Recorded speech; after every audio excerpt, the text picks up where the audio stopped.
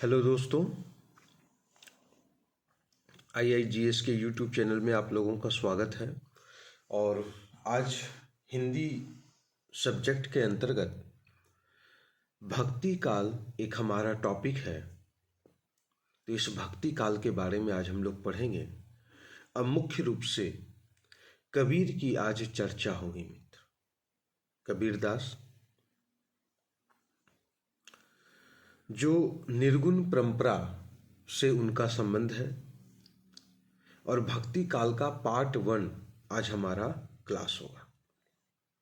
चलिए, कबीरदास के बारे में आचार्य रामचंद्र शुक्ल कहते हैं कि कबीरदास में जो रहस्यवाद पाया जाता है, कबीरदास में जो रहस्यवाद पाया जाता है वह अधिकतर सूफियों के प्रभाव के कारण है। इसका मतलब ये हुआ कि कबीर का संबंध कहीं ना कहीं सूफियों से है ना। और कबीर की जो भाषा है उस भाषा को आचार्य रामचंद्र शुक्ल क्या कहते हैं? सधु ककड़ी। कबीर की भाषा को आचार्य रामचंद्र शुक्ल क्या कहते हैं? तो सधु ककड़ी कहते हैं। बहुत सारे विद्वान जो हैं कबीर की भाषा को अलग अलग शब्दों से पुकारते हैं। उन्हीं में से आचार्य रामचंद्र शुक्ल हैं, ये कबीर की भाषा को सधु ककड़ी कहते हैं। और इनके अनुसार राजस्थान और पंजाबी की मिली खड़ी बोली है। राजस्थान और पंजाब का सीमा लगभग मिलता है और वहां पर जो खड़ी बोली बोली जाती है उसी भाषा में कबीर ने अपना उपदेश दिया है। इसलिए देखिएगा, कबीर जो भी बात कहते हैं वो कहीं ना कहीं मानव जीवन में चोट करता है, अंदर से झकझोरता है कबीर की बातें, है ना। तो इसलिए खड़ी बोली शब्द का प्रयोग किसने किया? तो आचार्य रामचंद्र शुक्ल ने खड़ी बोली शब्द का प्रयोग किया। किसने किया? तो आचार्य रामचंद्र शुक्ल ने खड़ी बोली शब्द का प्रयोग किया है।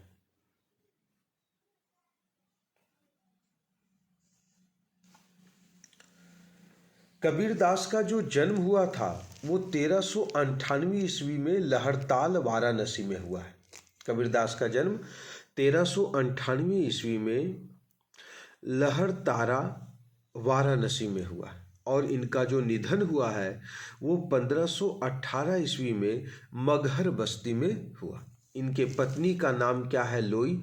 और पुत्र और पुत्री जो इनके हैं वो है कमाल और कमली। कमाल और कमली इनके क्या है? पुत्र और पुत्री हैं। कबीरदास के जो गुरु हैं वो रामानंद है। कबीरदास के गुरु का क्या नाम है? तो कबीरदास के गुरु का जो नाम है वो रामानंद है। कुछ लोग जो है कबीरदास को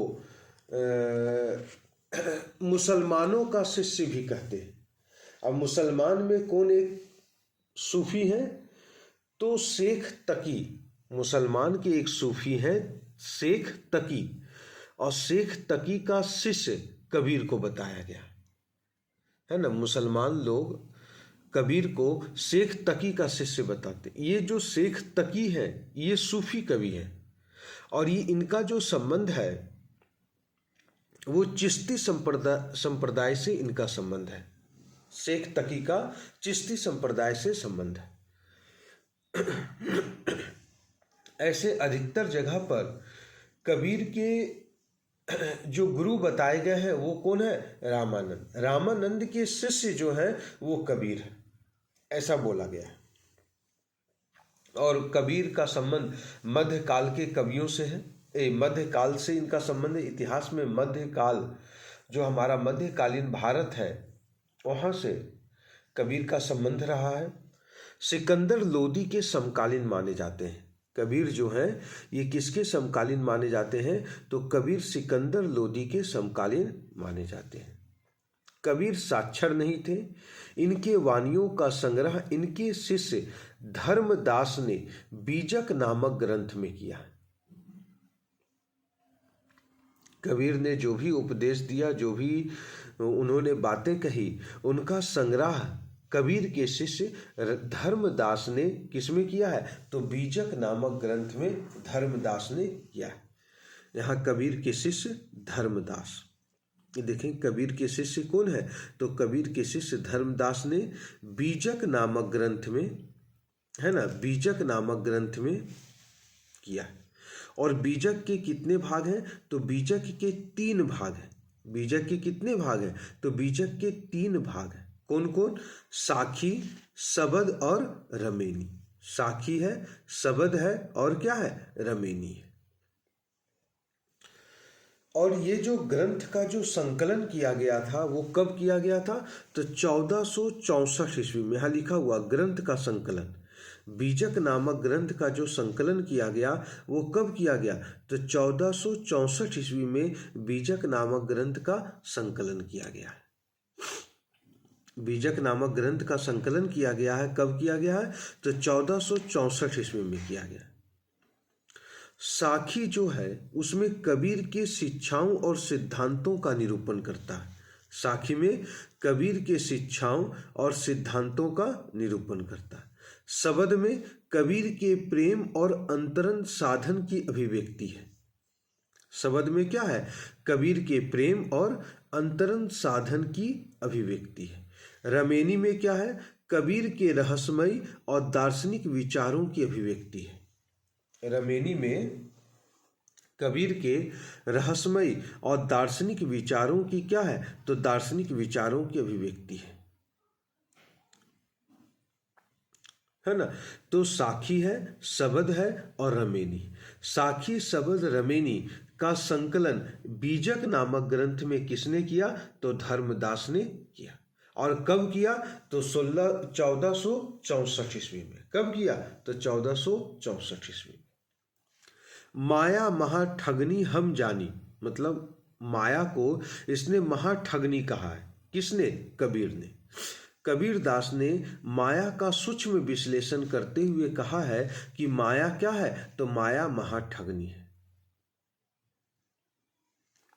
कबीर ने जो भी बातें कही या जो भी उक्तियां कबीर की थी वह बेधने वाली थी।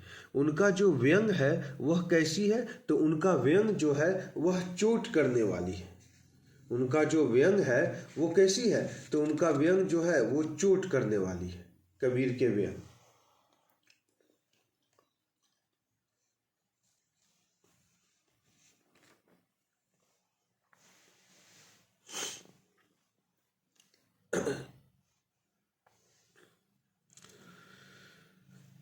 आचार्य हजारी प्रसाद द्विवेदी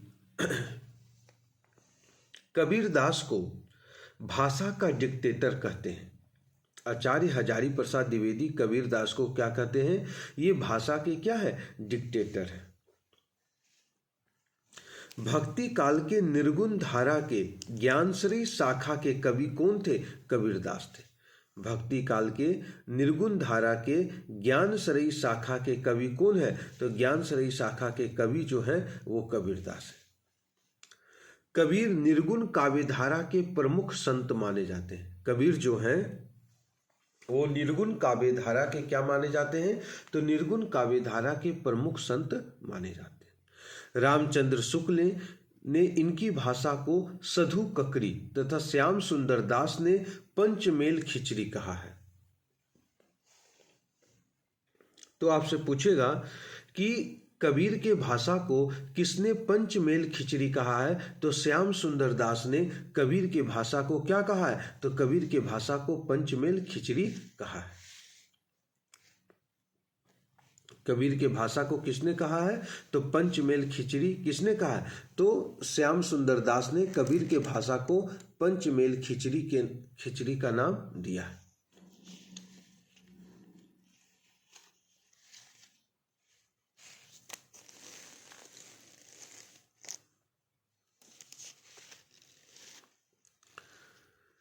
कबीर संत काव्यधारा के प्रतिनिधि माने जाते हैं।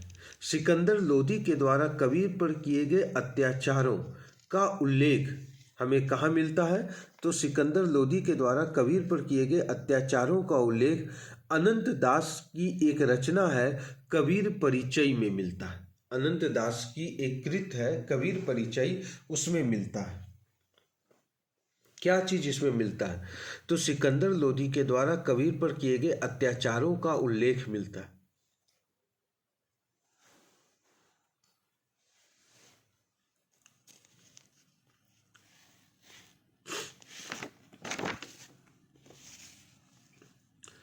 पाहन पूजे हरि मिले तो मैं पूजू पहाड़, यह कथन किसका है? तो कबीर का है।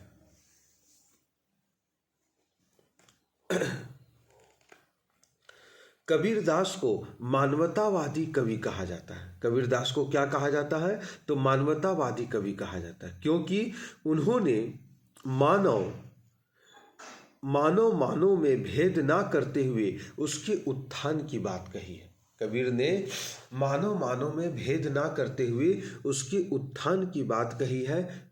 इस कारण से कबीर को मानवतावादी कवि कहा जाता है। संत काव्यधारा के प्रतिनिधि कवि कबीरदास हैं।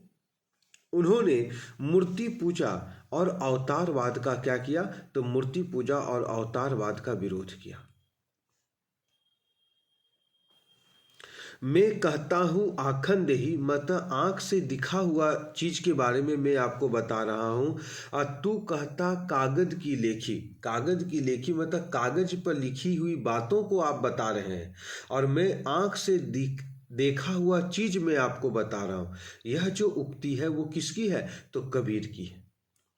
ज्ञान श्रेय निर्गुण काव्य का दार्शनिक आधार अद्वैतवाद है, और इस शाखा के प्रमुख कवि कबीरदास। मतलब ज्ञान श्रेय निर्गुण काव्य के प्रमुख कवि कौन माने जाते हैं? तो ज्ञान श्रेय निर्गुण काव्य के प्रमुख कवि जो माने जाते हैं वो कबीरदास माने जाते हैं।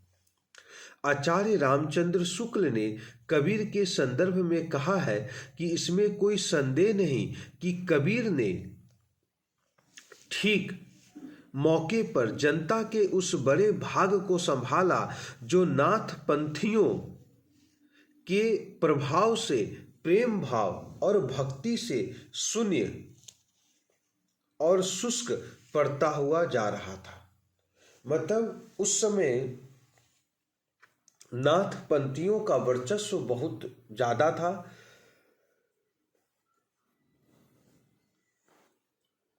नाथ पंथियों के वर्चस्व को किसने कम किया? तो कबीर ने किया। और यह बात किसने कहा है? तो यह बात रामचंद्र शुक्ल ने कहा है।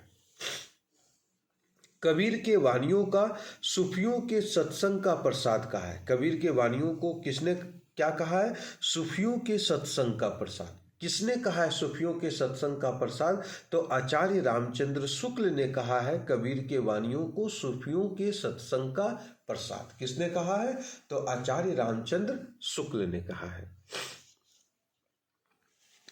मुसलमान अनुयायी कबीरदास को शेख तकी का शिष्य मानते हैं, और शेख तकी का संबंध किससे है? तो शेख तकी का संबंध चिश्ती संप्रदाय से है मित्र। ठीक है, तो ये हमारा आज भक्ति काल का पार्ट 1 इसमें हम लोग देखे, और जिसमें कबीर के बारे में हमने पढ़ा। अभी कबीर के बारे में और भी हम लोग पढ़ेंगे मित्र। ये हमारा पहला क्लास था कबीर से संबंधित, भक्ति काल से संबंधित। ठीक है, तो आज के लिए बस इतना ही रहने दीजिए। और हमारा जो क्लास है वह ज्वाइन करने के लिए आप 7004886986 पर आप कॉल कर सकते हैं।